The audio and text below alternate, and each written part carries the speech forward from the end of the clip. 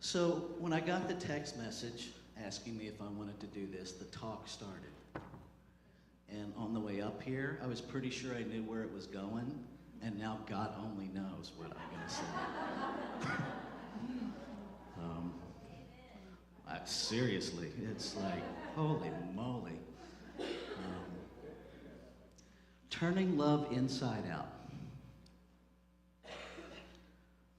I grew up, and folks, I'm just going to be really real and really transparent because I don't know any other way to get to love. Okay? I know how to get to pretend love. I know how to look like I love you, but I don't know how to get to love without being real. Okay? I was born in the South, and I was born invisible because I was born in a body that said I was a little girl. Take that in. I know you can't see it. As my sister-in-law said, I'm just going to need a minute.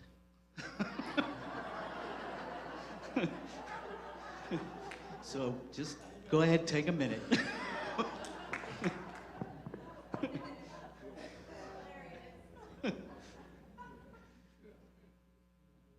I spent the first 43 years of my life angry. Really, really angry. Listening to people tell me they love me. Listening to people, feeling people beat me who said they love me while they were saying they love me in order to fix me. Okay. My commitment to oneness was born at the core of my soul. That's okay, God's calling, it's cool. Because there's only one of us here, it has to be God, right? Just saying.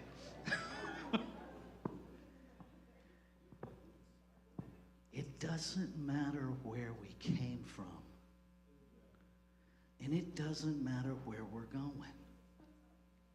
And I don't care what anybody has ever said to you about you. Ain't nothing broke in you. Nothing.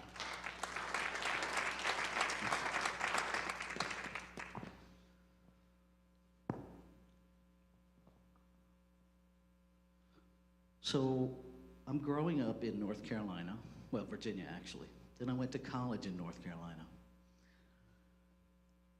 And all I knew was it was a lot of work to try to figure out how women behave and act like one. Y'all are a complicated order. Right. And when you look like a woman and no part of you understands why people relate to you the way they do, it can be crazy making. And so I got a little crazy. Right? Drugs and alcohol were my really good friends for a very long time. By the grace of God, what, December 22nd be 35 years, baby? Yeah.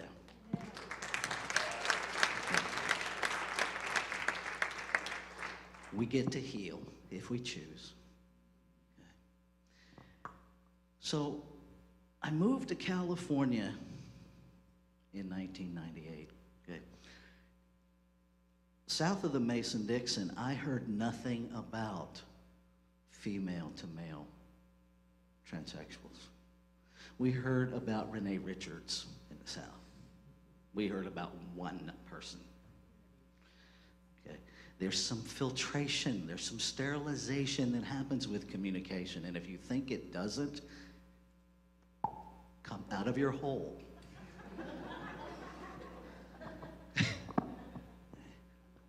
We sterilize things intentionally as a society so that you don't know you're being indoctrinated. Okay? I'm going to tell the truth because that's all I got left. Okay? So I came to California Deborah invited me to what was then the First Church of Religious Science in Santa Rosa, now the Center for Spiritual Living, because we like changing our names. They had a support group for transgender, transsexual people. I was like, what's this? Because I had no idea. Went upstairs to the meeting afterwards. And you know, it took a while for me to understand the courage of what I was actually stepping into, because folks, it did not feel courageous. It didn't. I sat in that room and I learned from a practitioner that I could actually be me.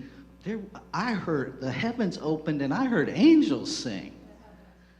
All I did was run through the door. That day I was online finding out, okay, who does this? Where are the surgeries? Where do I got to go? How much money do I need? It was that fast. It wasn't until after the fact that the courage thing kicked in. If you knew me, you wouldn't think me to be a naive person. And yet I had a blind spot, a really big blind spot. I was operating under the assumption that a group of people who were oppressed would know better. Not so much. And so, as I transitioned, the lesbian community,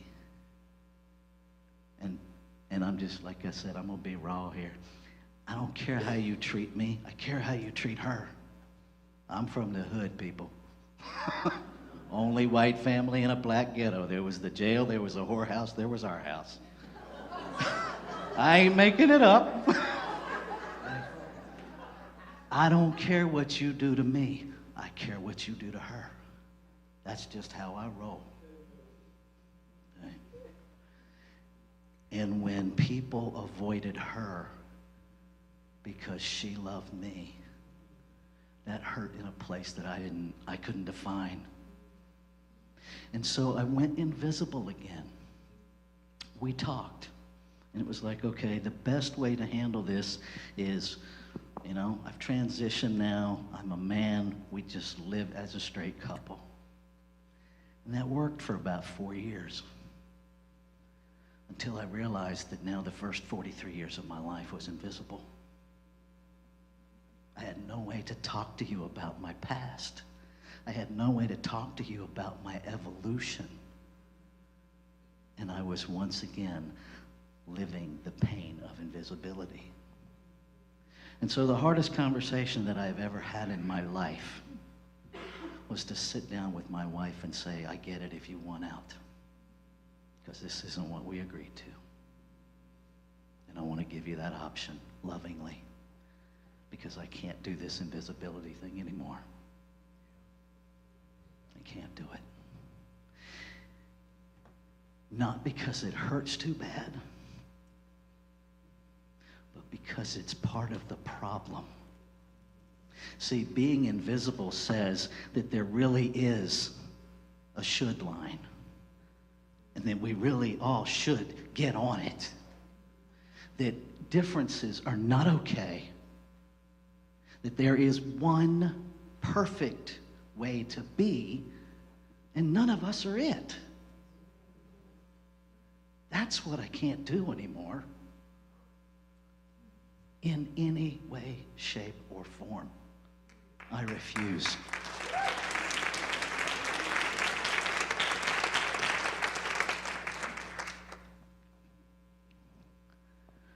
That last affirmation, love is never confused between the actor and the actions.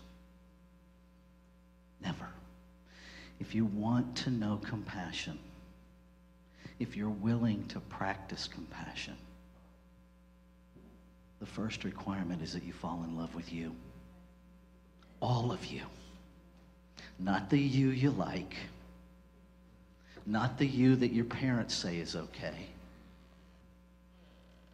Not the you that got in line in grade school, not the you that Reverend D signs off on. You.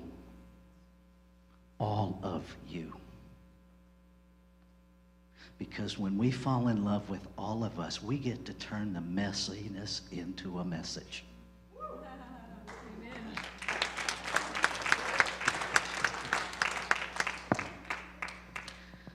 There are things in my life that I am not proud of, and I refuse to deny any of them. I'm not going to volunteer them. But if you find out and you ask me, I'm going to be honest. Because there ain't no more shame in my game. There can't be. It will kill me. And it will kill me before I ever leave my body.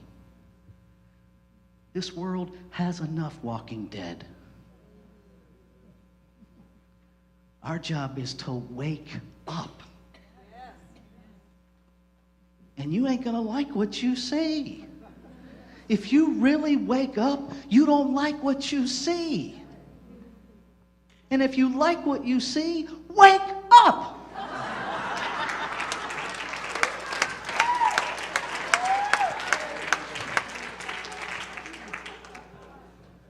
I ain't judging, I'm just saying. We're in trouble. This world is in turmoil. Thank God it's in turmoil. Chaos is creative. None of us got here without chaos in somebody's body. See, the women will tell you. There's a little cell invader in there and everything goes haywire. And eventually, it all works out now, doesn't it? Till the little monster gets here.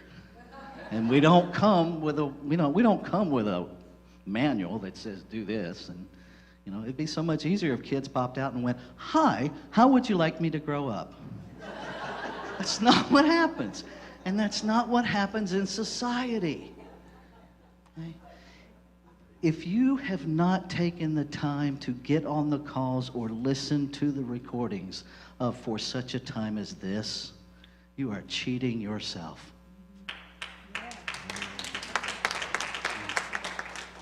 You have one of the most brilliant minds I have ever encountered. And I'm not saying that just to say it. It's true. I have this vision of Britannica calling her to make sure they got it right.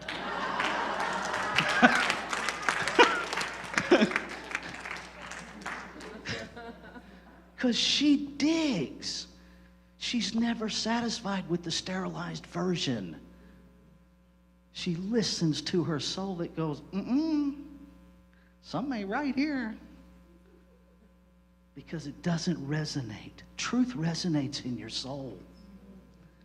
If what you're reading and listening to doesn't resonate, there's a reason. It's because you're being lied to. Okay? As an out lesbian in the South, I was treated very differently than I am today. I had some concept of privilege until I was slathered in it and didn't want to be. We went to five wedding shows. And time after time after time, I watched people talk to me eagerly. And then when my bride walks up, the conversation's over. Right? Yeah. I came really close to messing up really bad one day in my learning curve. We were at a store, doesn't matter where, I'm not going to tell you, so don't ask, because it doesn't matter. She picked out an outfit, and took it up to the counter and continued to shop. And when we went back up to the counter, the price was doubled. That was like not even really part of the problem. The problem really started when the individual behind the counter, when she confronted that person, and the words that came out of his mouth were, "You people, this person lost his mind." Okay. And again, I'm not proud of it. And here's what I learned from that. Going behind the counter and offering him the opportunity to call the police or 911 or medical emergency, whichever one he wanted, did not help my bride feel more secure. See, that was the ignorance of my white upbringing. Scared her. What he did hurt. What I did terrified her. We have to get honest about who we are. We have to get honest about what we don't know. Time to study Socrates a bit. It's time to get comfortable with what we don't know. Because if I know everything, I have a little sign in my office that says, if I am the highest authority I have, the situation is already worse than I thought.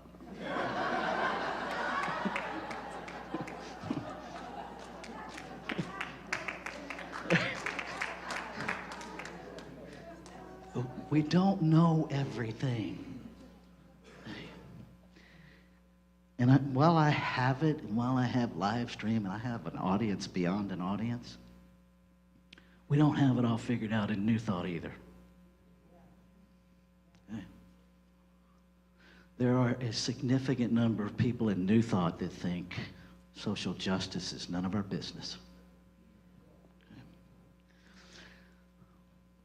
So here's what I want to say to that. My roots are popping up. What would Jesus do?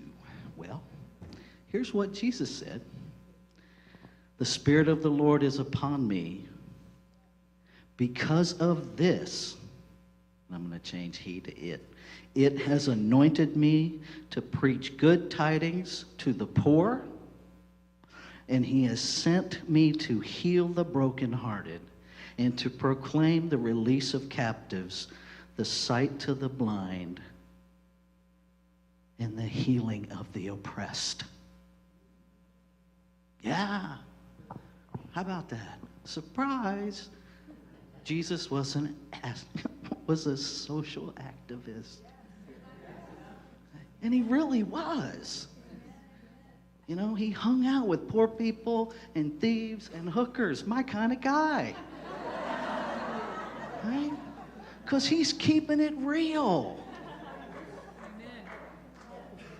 So what would Jesus do? He would go out and help people. He would tell the truth. And he did tell the truth. And he did. And if in your mind isn't, yeah, and they crucified him for it, then you ain't hearing me. Because they did. And there will be people that crucify all of us who stand up for truth in one form or another. I don't care.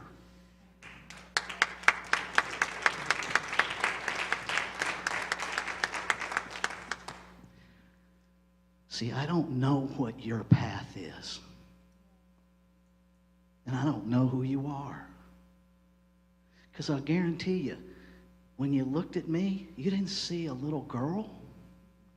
You didn't see a little lesbian. You didn't see the heart of an activist. You saw a white guy with a beard.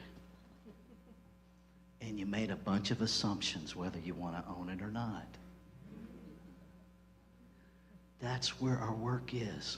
Now, here's what I really want you to get, is that those assumptions are blocking you from loving you. They're not stopping you from loving me. You don't even know me. Some of you may never see me again. They're stopping you from loving you because there's only one of us here.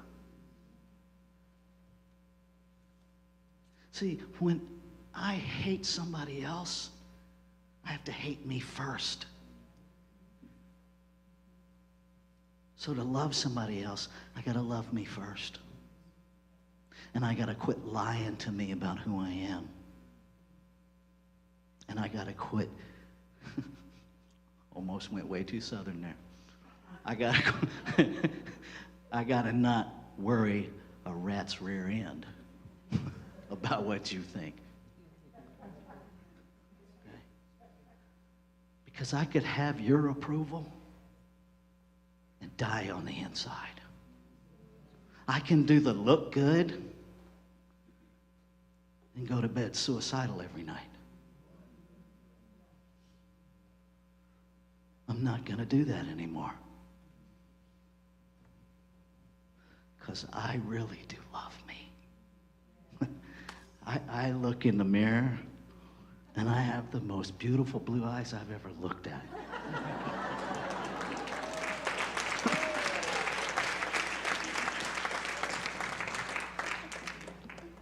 And there was a time I couldn't even look in the mirror.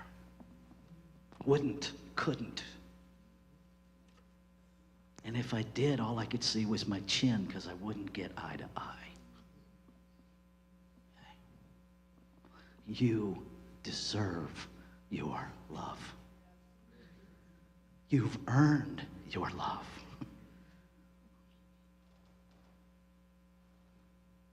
You are the only relationship you need. I teach a class called Healthy Relationship 101. And people are constantly going, I think you forgot the S. No, I didn't. You think you're here to talk about together we're a real nice person relationship. No. Because how you relate to you is how you relate to me.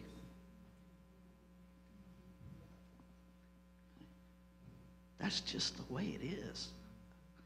And if that burst your bubble, yay! Ha ha! I'm so unapologetic, you know.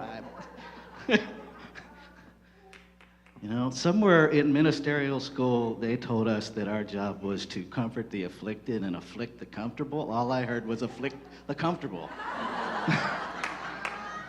I was like, it's on now. Woo!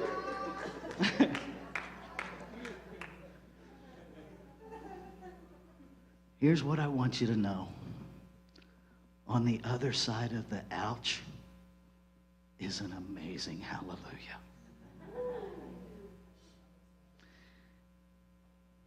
One of my favorite verses in the Bible. We have the Pentecostal connection. Thank God.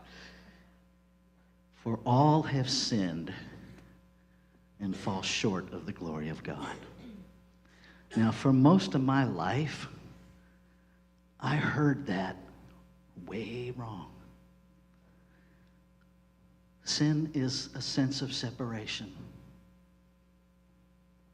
Okay, so if you've ever seen yourself as separate from anyone else or the divine, you qualify. Metaphysical interpretation of glory is what happens when our consciousness aligns with the consciousness of divinity. For all have sinned and fallen short of the glory of God. I'm okay being a sinner, and I'm okay working my fanny off to get to glory. Because there is no part of me that has a quit in me. My commitment, which I invite you to join, is to stand in and on the authority of love for absolute oneness until supremacy in any form has drawn its last breath on this planet.